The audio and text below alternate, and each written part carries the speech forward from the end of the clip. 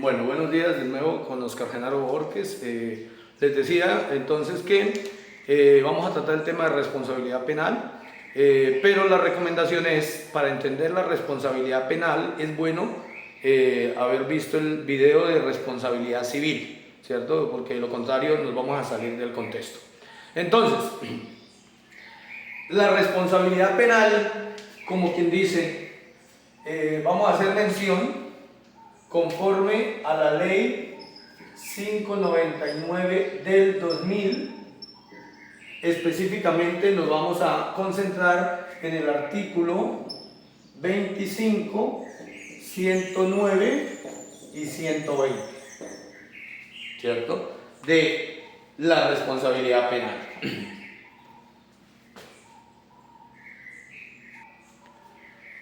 Entonces, la responsabilidad penal surge como consecuencia de la comisión de un delito, ¿cierto? En sí, por eso les decía la importancia de ver el video de responsabilidad civil, porque allá dejamos una persona accidentada, ¿cierto? Una persona accidentada que estaba capacitada, entrenada, que era civilmente responsable de sus actos, pero que en el caso en el trabajo hay alguien que es penalmente responsable, porque recordemos que ya el empleador dejó de ser civilmente responsable, pero deja a alguien que sea y pasa esa responsabilidad civil directamente al trabajador, o sea, se hace civilmente responsable. El problema es que aunque el trabajador aunque haya culpa exclusiva de la víctima, aunque el trabajador haya sido el responsable y culpable de la situación, hay alguien que puede ser penalmente responsable, ¿cierto? En ese orden de ideas, siempre en el caso de alturas, de espacios confinados, de cualquiera de estas normas que nos datan al respecto, hay unos responsables penales.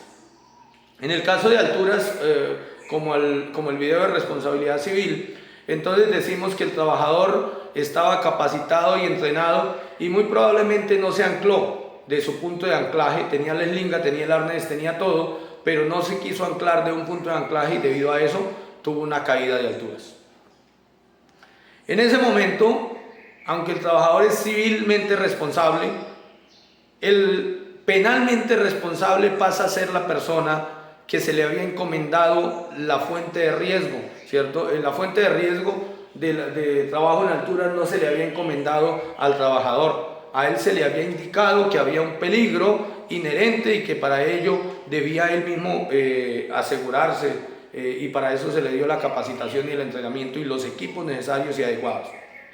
Ahora, la situación es: ¿y quién es el penalmente responsable entonces? Porque si él fue el que no se aseguró y él se cayó, pues él es civilmente responsable. ¿Quién es penalmente responsable? No podemos decir que el mismo trabajador es penalmente responsable. ¿Por qué? Porque resulta que el artículo 25 de la ley 599 del 2000 nos dice que la conducta punible puede ser realizada por acción u omisión, ¿cierto? La conducta punible, o sea, el delito, la comisión del delito puede ser realizada por acción. Alguien accionó un arma, alguien empujó a otra persona, alguien quiso lesionar a otra persona, la acción, ¿no? Alguien mandó a otro y el otro le hizo caso. ¿Por qué? Porque le debía obediencia, le hizo caso al otro. Entonces esa es la acción, el solo mandar, ahí hay una acción. La omisión, el que sabía del peligro y se le había encomendado ese peligro o esa fuente de riesgo, sabía cómo comportarse, estaba capacitado, estaba dentro de su ámbito de dominio y se dio cuenta que el trabajador no estaba cumpliendo con los requisitos, no estaba anclado y se quedó callado. O sea, esa sería la omisión, ¿cierto? Dejó de hacer lo que estaba obligado a hacer.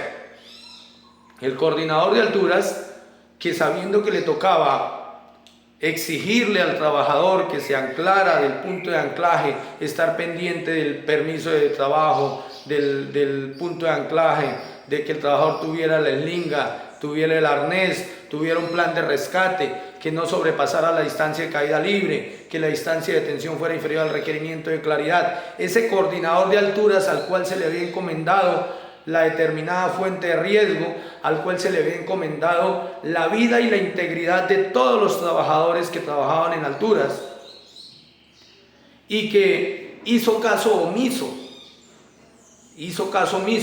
a la actividad en el momento que vio que el trabajador estaba ya haciendo el trabajo en alturas, y se soltó del punto de anclaje, y los demás se dieron cuenta que el coordinador se dio cuenta y no dijo nada, se quedó callado. O sea, ahí hay omisión. Por eso el artículo 25 dice que la conducta punible, o sea, el delito, puede ser cometido por acción u omisión. Pero ¿qué más dice el artículo 25? Dice que quien tuviera el deber jurídico de impedir un resultado perteneciente a una descripción típica. ¿Quién tiene el deber jurídico de impedir un resultado perteneciente a una descripción típica? ¿O qué es una descripción típica? Pues la descripción típica definitivamente es el delito que se comete. Esas son las descripciones típicas que se encuentran a partir del artículo 101 de la Ley 599 del 2000. La descripción típica, una de las descripciones típicas, el homicidio culposo. Otra descripción típica, las lesiones personales culposas. Son descripciones típicas. Entonces dice la norma, o el artículo 25, quien tuviera el deber jurídico de impedir un resultado perteneciente a una descripción típica, quien tuviera el deber jurídico de impedir un resultado perteneciente a una descripción típica, estando en la posibilidad de hacerlo y no lo hiciere, quedará sujeto de acuerdo a la pena contemplada en la respectiva norma. En este orden de ideas, ¿quién está obligado o quién está sujeto a la pena contemplada o quién tiene el deber jurídico? El policía tiene el deber jurídico de impedir un hurto. O sea, está observando que hay un ladrón ahí, ¿cierto? Y está ahí, es el policía, y ve que están robando a alguien y se queda quieto y no hace nada. Resulta que el policía tiene el deber jurídico de impedir ese hurto, esa es su función. Ahora, en la empresa, ¿quién tiene el deber jurídico de impedir que se accidenten las personas? Me gustaría que usted mismo lo conteste ahí. ¿Quién tiene el deber jurídico de impedir un resultado perteneciente a una descripción típica como es el homicidio culposo o las lesiones personales culposas? ¿Quién tiene el deber jurídico de impedir que se accidente una persona, que se lesione una persona, que muera esa persona como consecuencia de un accidente de trabajo? Inicialmente, el deber jurídico lo tiene el empleador, de impedir que sus trabajadores se accidenten. Pero el empleador es muy hábil.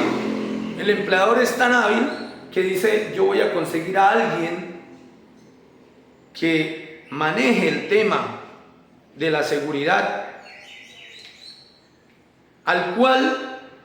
el cual tenga el conocimiento actualizado suficiente y tenga la licencia para actuar, se podría decir, que en caso de cualquier situación en la empresa o que me corrija, que corrija las acciones de la empresa y las encamine todas a evitar los accidentes de trabajo, las enfermedades laborales. En ese orden de ideas, quien tiene el deber jurídico de impedir un resultado perteneciente a una descripción típica y está en la capacidad de hacerlo, se llama el HSE de la empresa. El HSE con licencia en seguridad de la empresa. El coordinador de alturas de la empresa tiene el deber jurídico de impedir un resultado perteneciente a una descripción típica. Pero el HSE de la empresa dice, espere porque yo estoy en Bogotá y la empresa desarrolla actividades en Casanare, en el Meta y en otras regiones del país. Entonces yo no puedo estar en todos lados al mismo tiempo. En Casanare tengo actividades de trabajo en alturas, en el Meta de espacios confinados, pero en Casanare tengo actividades en diferentes frentes de trabajo.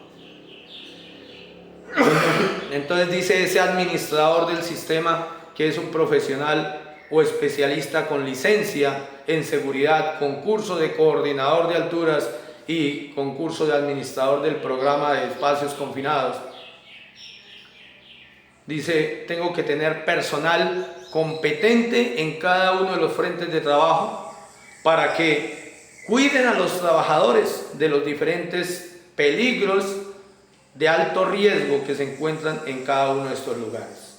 Entonces el coordinador de alturas le dice al empleador que hay que contratar supervisores HSE, pero que como se hacen actividades en alturas, entonces necesitan tener coordinadores de alturas, y como se necesita hacer trabajo en espacios confinados, se necesita tener supervisores de espacios confinados para distribuirles el deber jurídico de impedir resultados. O sea que el deber jurídico recae primeramente allá en el administrador del programa, o el HSQ, que llamamos en las empresas la máxima autoridad de seguridad,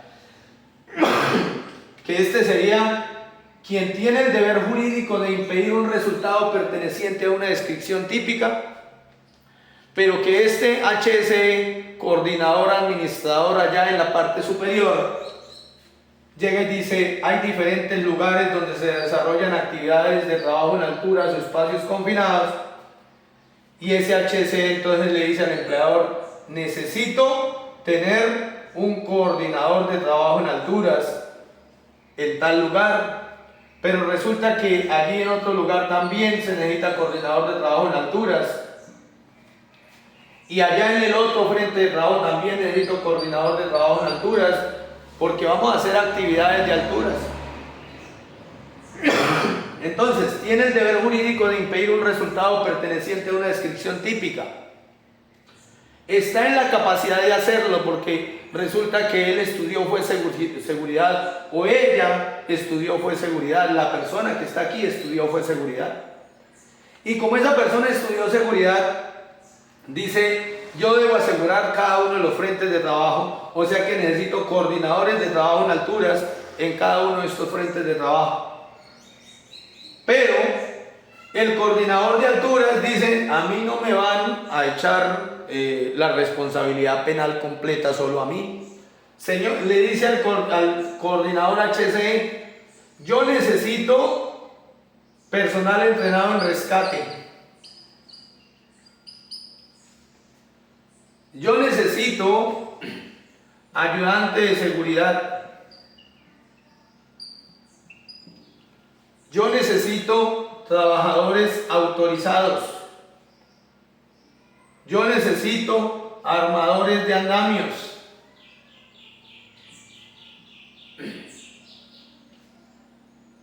Y así sucesivamente. Y por aquí también de pronto hay supervisor HSE. Y en cada frente de trabajo donde se van a desarrollar actividades,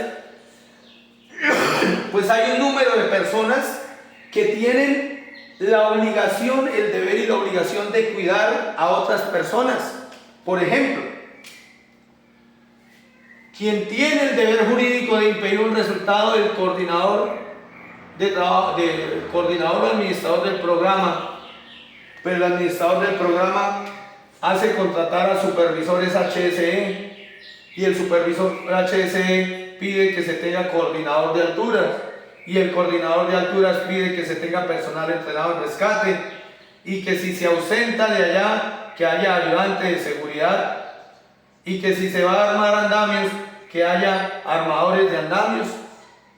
Pero que aquí hay unas personas, trabajadores autorizados, que no tienen responsabilidad penal, son responsables civilmente. Estos y estos son responsables civilmente, no penalmente. Y estos se repiten en cada frente de trabajo. ¿Quién tiene el deber jurídico de impedir un resultado perteneciente a una descripción típica, estando en la posibilidad de hacerlo y no lo hiciere? El coordinador, el supervisor, el coordinador de alturas, el rescatista, el ayudante de seguridad. Pero hay otros aquí. El supervisor de la obra. El supervisor, ese tiene un deber jurídico de impedir resultados, o sea, no el de HSE, porque resulta que este supervisor o ingeniero residente es el que manda. ¿Manda a quién? Manda a este trabajador autorizado a hacer actividades. Y como lo manda a hacer actividades, este responde por lo general por acción.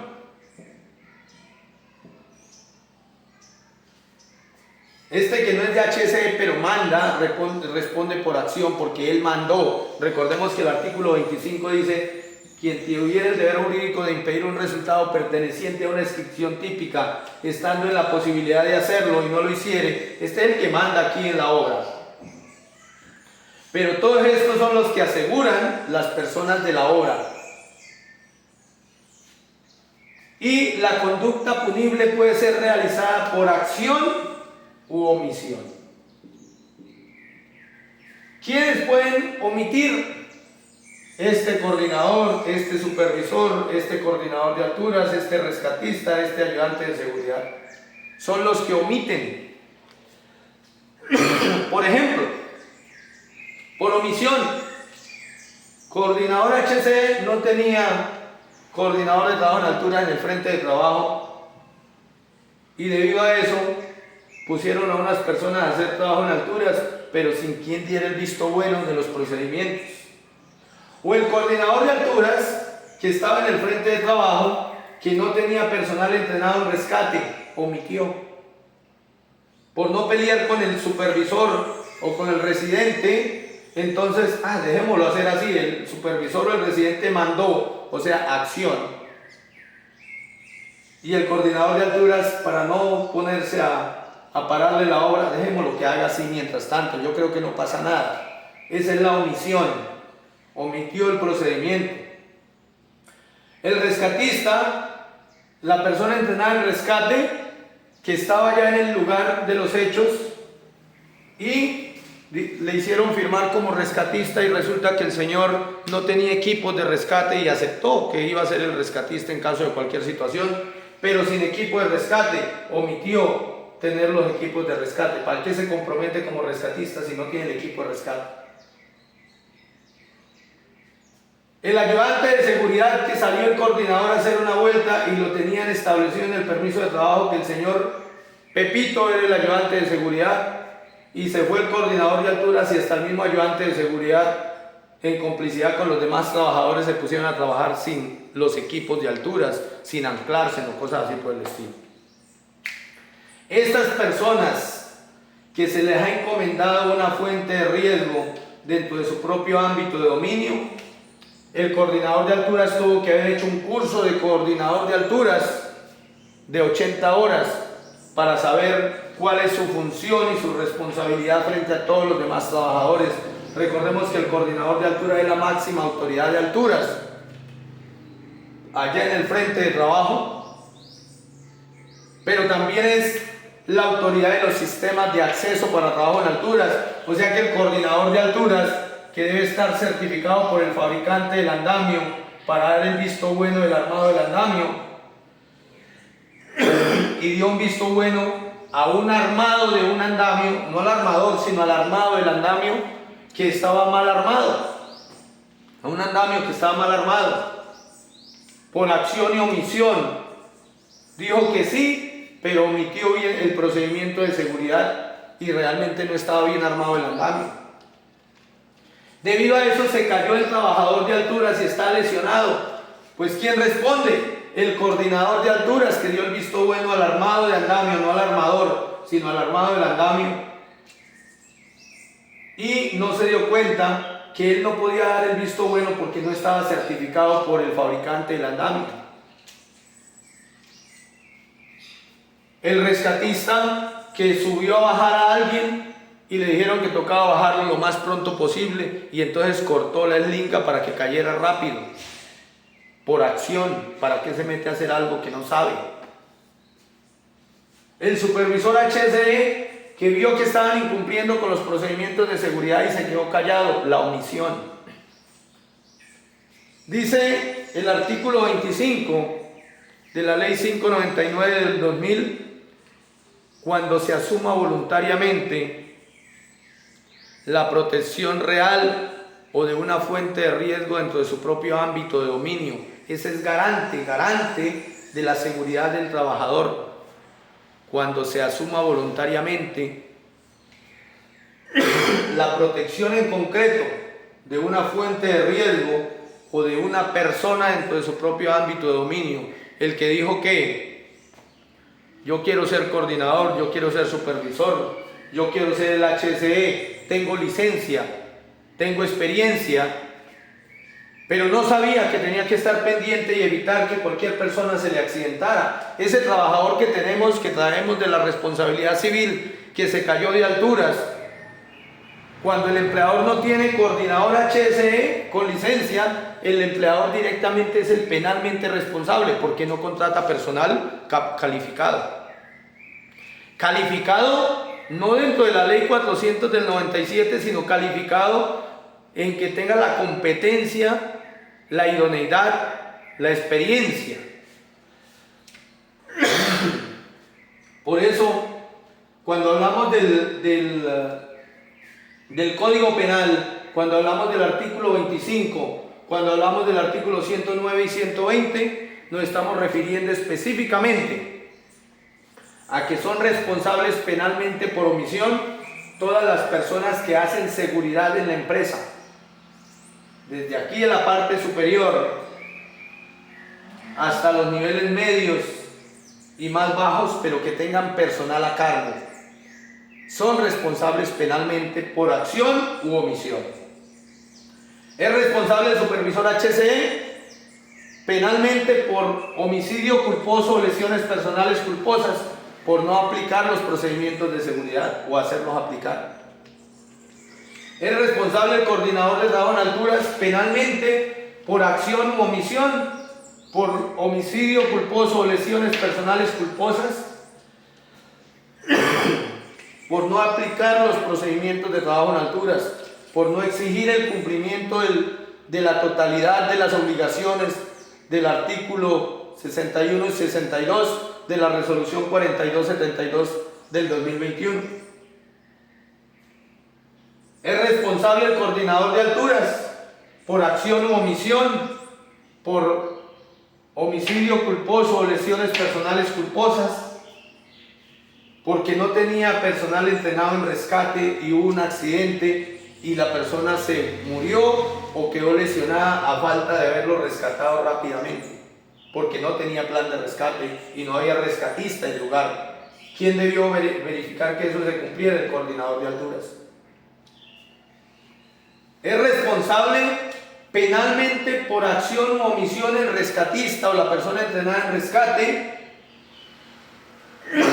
por lesiones personales u homicidio culposo, por acción u omisión cuando no sigue los procedimientos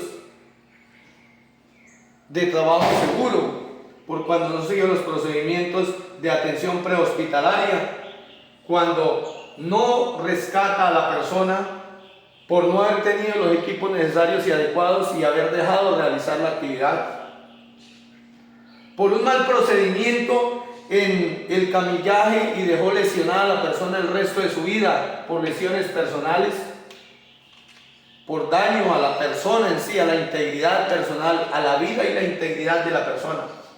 Es responsable el ayudante de seguridad por acción u omisión, por homicidio culposo o lesiones personales culposas, cuando en ausencia del coordinador de alturas se relaja demasiado y deja que los demás trabajadores hagan lo que quieran sin aplicar las normas de seguridad de trabajo en alturas, cuando él había sido el escogido para hacer aplicar el 100% de las normas de alturas en ausencia del coordinador de alturas. Entonces, ¿por qué responde? Por homicidio culposo. ¿Qué es el homicidio culposo? ¿Por qué culposo? Dice dentro de las modalidades de la conducta punible de la ley 599 del 2000, dice que la conducta es dolosa, culposa o preterintencional. Pero cuando hablamos de la culpa, se dice que es culposa cuando el resultado típico es producto de la infracción al deber objetivo de cuidado. Producto de la infracción al deber objetivo de cuidado. Y el agente o la persona debió haberlo previsto por ser previsible, o habiéndolo previsto, confió en poder evitarlo.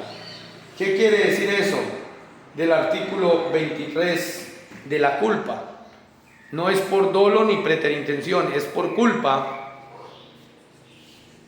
homicidio culposo o lesiones personales culposas, cualquiera de estos agentes.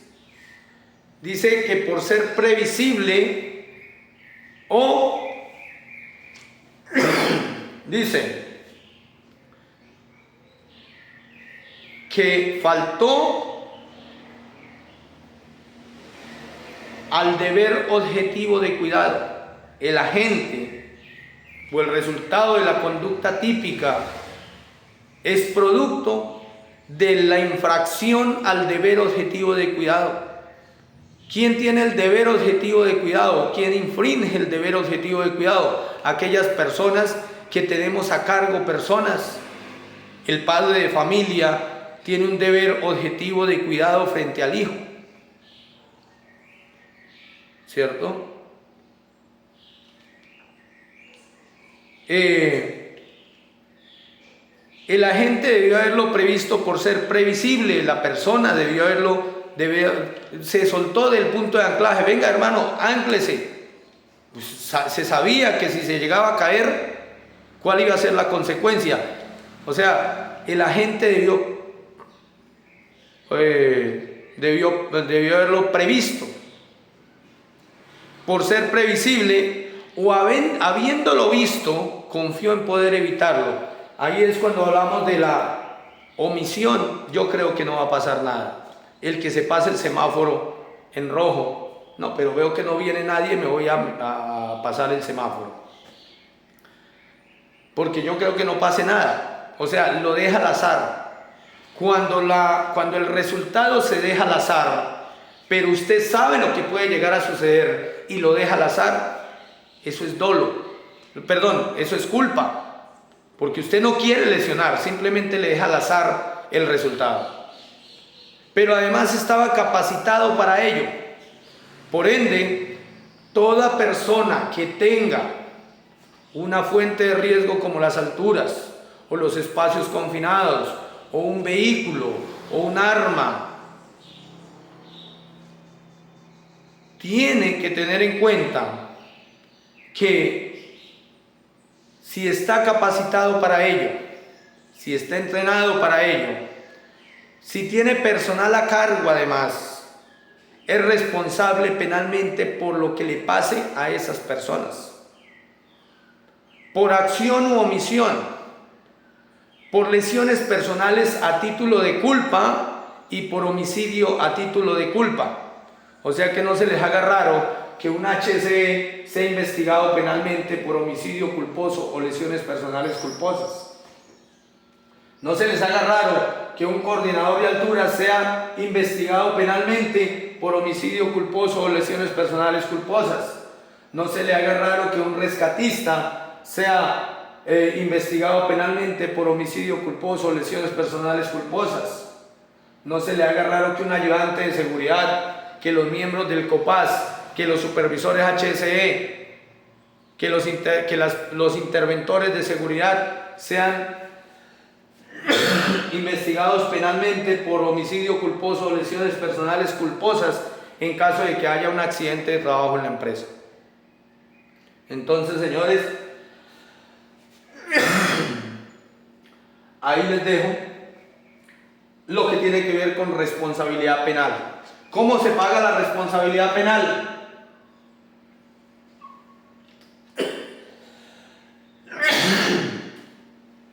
Tras las rejas. Aquí, tras unas rejas, se paga la responsabilidad penal. Por homicidio culposo, dice el artículo 109, el que por culpa matare a otro. ¿Cierto? El que por culpa matare a otro. Queda sujeto a la pena contemplada.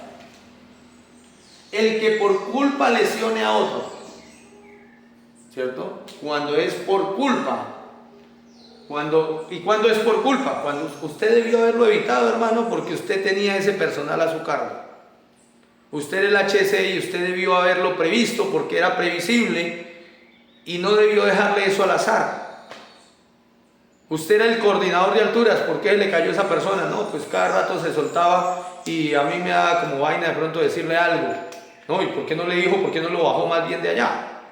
¿Por qué más bien no le siguió un procedimiento y lo hizo sacar de la empresa si era una persona no segura? Era mejor eso a que usted vaya a la cárcel a pagar un homicidio culposo o unas lesiones personales culposas por no haber tenido cuidado. Entonces, ese es el tema de responsabilidad civil. Como les digo, se pueden basar, o nos basamos en la ley 599 del 2000, en el artículo 25, 109 y 120, pero este 25 en concordancia con el artículo 23, también de la misma ley. ¿Quién es responsable penalmente? Ya lo saben ustedes de acuerdo a la explicación que les he dado, y ya saben que el penalmente responsable paga en cárcel. Pero que fuera de la cárcel también les van a cobrar una multa.